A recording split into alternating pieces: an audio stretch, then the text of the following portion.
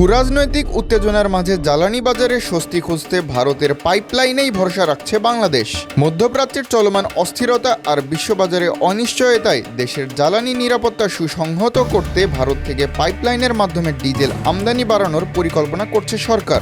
বিশেষ করে উত্তরাঞ্চলে তেলের সরবরাহ স্বাভাবিক রাখতে বিদ্যমান সরবরাহ ব্যবস্থাকে সর্বোচ্চ কার্যকরভাবে ব্যবহার করার প্রস্তুতি নিচ্ছে সংশ্লিষ্ট কর্তৃপক্ষ।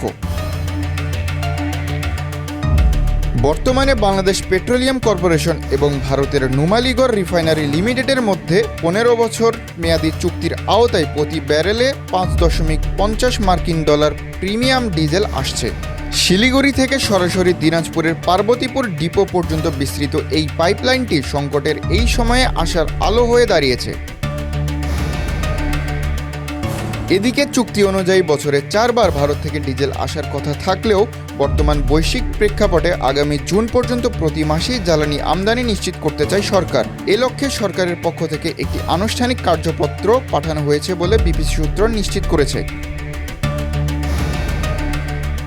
বিষয়টিকে বর্তমান বাস্তবতায় অত্যন্ত যৌক্তিক পদক্ষেপ হিসেবে দেখছেন তেল, গ্যাস, খনিজ সম্পদ ও বিদ্যুৎ বন্দর রক্ষা জাতীয় কমিটির সাবেক সদস্য সচিব আনু মোহাম্মদ। তিনি বলেন, চট্টগ্রাম বন্দর হয়ে ট্যাঙ্কারে তেল পরিবহনের তুলনায় পাইপলাইনের মাধ্যমে সরবরাহ সময় ও অর্থ উভয় দিক থেকেই সাশ্রয়ী। তবে দীর্ঘমেয়াদী নিরাপত্তার জন্য মিয়ানমারের মতো বিকল্প উৎসের সঙ্গে আলোচনার পাশাপাশি বাজারে ব্যবসায়ীদের কৃত্রিম সংকট রোধে সরকারের কঠোর নজরদারির পরামর্শ দিয়েছেন তিনি।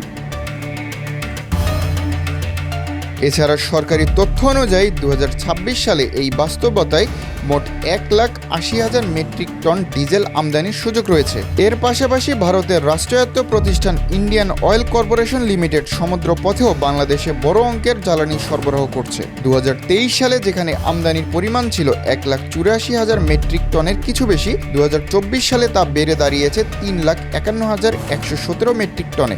এমনকি 2026 সালের প্রথম 6 মাসের জন্য আইওসিএল থেকে 1,05,000 মেট্রিক টন তেল আমদানির বিষয়ে প্রাথমিক সম্মতি রয়েছে। সংশ্লিষ্ট কর্মকর্তারা মনে করছেন, পাইপলাইনের মাধ্যমে সরাসরি এই জ্বালানি সরবরাহ ব্যবস্থা উত্তরাঞ্চলে কৃষি ও শিল্প খাতের চাকা সচল রাখতে এবং দেশের সামগ্রিক জ্বালানি ঝুঁকি কমাতে কার্যকর ভূমিকা রাখবে।